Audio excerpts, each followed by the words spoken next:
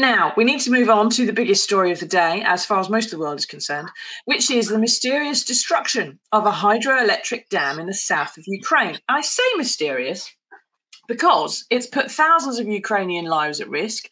It's removed the ability of cooling the reactors at the Zaporizhzhia nuclear plant, and it's made it impossible for Ukrainian tanks to cross on their summer offensive to cross the river and operate in areas that are controlled by Russia and, as you can see there, King Neptune. Now, Kevin, who could possibly benefit from doing all that to Ukraine? Yeah, you always look who benefits on any scandal. Sometimes there's a kind of cock-up theory as well as a conspiracy theory that can come into play.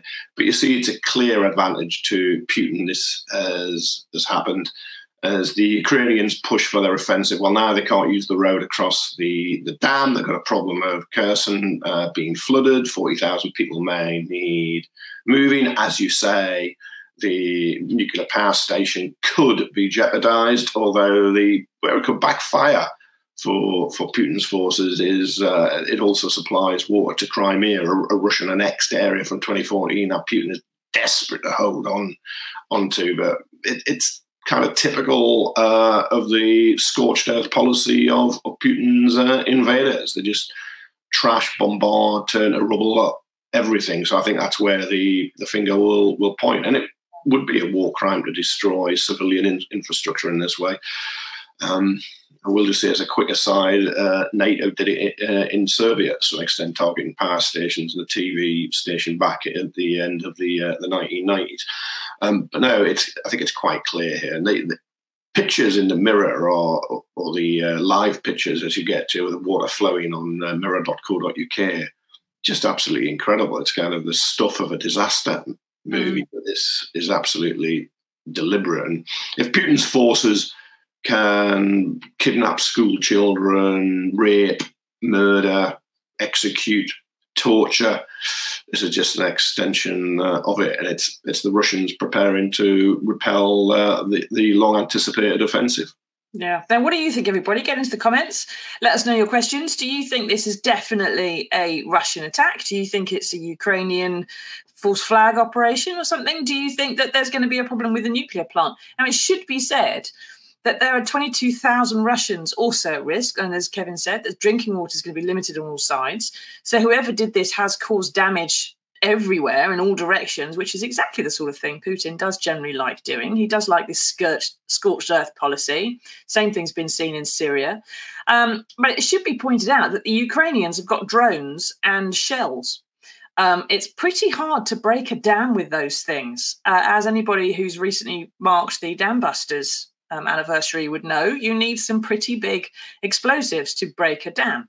Now, the Ukrainians say that a mine was exploded inside the dam at 2:50 a.m., while the Russians say it was an attack. But if that's the case, then basically it's the Russians saying that the Ukrainians are amazingly powerful, have very heavy artillery, and the ability to bomb infrastructure that's supposedly under Russian control. So it's sort of counterproductive. If Russia's right, then Ukraine should have won the war by now. But we're sort of waiting for the intelligence community to join the dots here and make an announcement if they ever do. But it sounds exactly like the sort of thing Putin would do, doesn't it, really?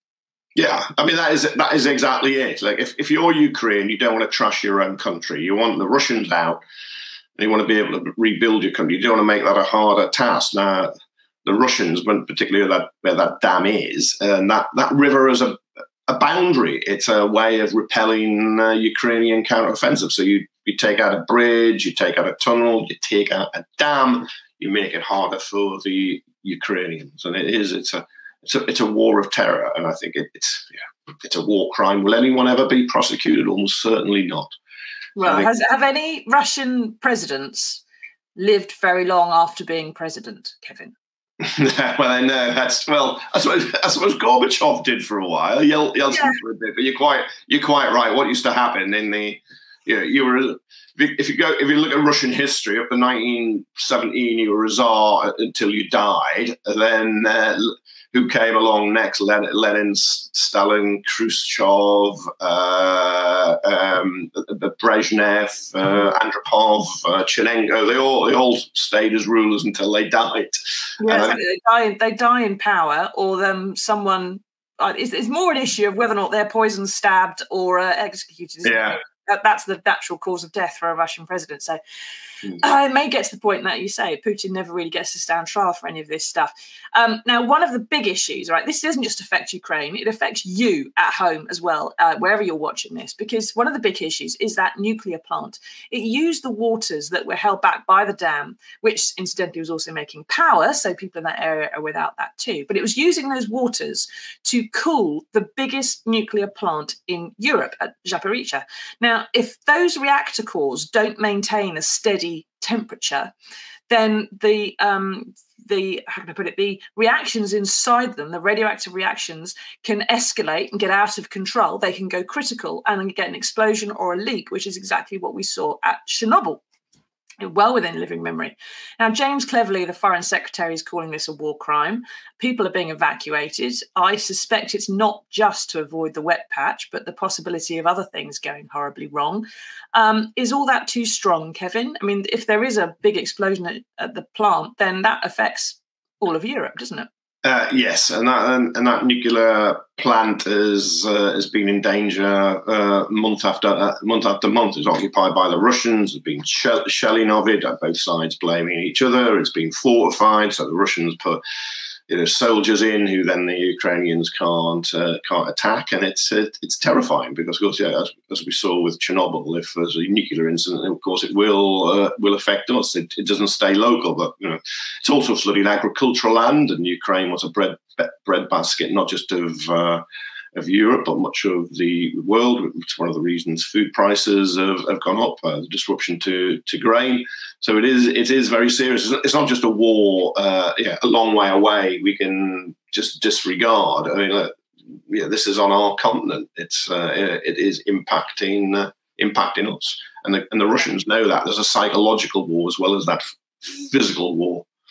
Yeah, exactly. There's an awful lot of things that could possibly go wrong there. And it all depends, of course, on fallout and wind patterns and goodness knows what else. But Chernobyl came this way, and there is no reason to think each other wouldn't. And, of course, there are nuclear test veterans and many families around this country that can tell you what the effects of fallout are over the long term, and they're not pleasant. Although it's amazing, isn't it? The government doesn't want to admit what happened to the nuclear test veterans when they're in a nuclear fallout, but they want you to be very worried if it happens to come here. Crikey, so it's not completely safe. What a surprise. Now, speaking of attacks, right at the bottom of that page there's been some discussion by the Armed Forces Minister, James Heappey, yesterday, saying that we need to beef up the protection of our own undersea cables that supply oil, fuel, energy, gas and telecoms to us in case of Russian attack on them. There have been stories about Russian submarines supposedly being active in the North Sea and around those cables and pipelines. And Kevin, this bemuses me a bit because while, yes, it's a good idea to look after those things, they're very important bits of infrastructure. Without a submarine being parked over the top of them all day, every day, how could we possibly keep this safe from someone who wants to do something to it? Is this just saber rattling?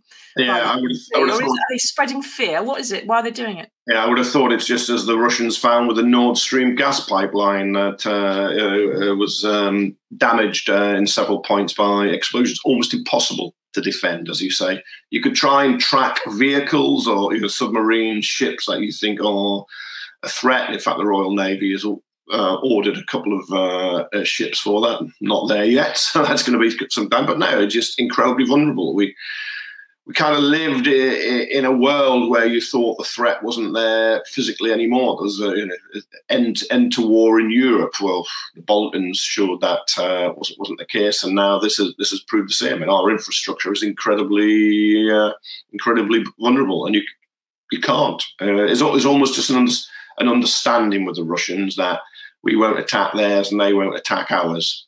That's I think that is the level it is at, because if they targeted cables, it would be very, very difficult to stop them. They're often shown in the war as unthinking brutes who aren't very very sophisticated, but in fact they are as well. I'm not defending the invasion. I think it was unprovoked. There's been absolutely horrific crimes on it. The Russians need to be out of Ukraine and people held to account. But the fact is they can be incredibly sophisticated too. Exactly. If they want to take out those cables, I think there'd be nothing we could do.